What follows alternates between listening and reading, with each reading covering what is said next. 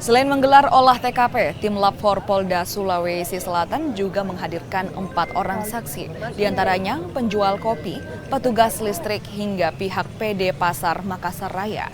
Dalam olah tempat kejadian perkara ini, terlihat tim Lab 4 memeriksa salah satu sudut atau tempat yang diduga menjadi titik awal api.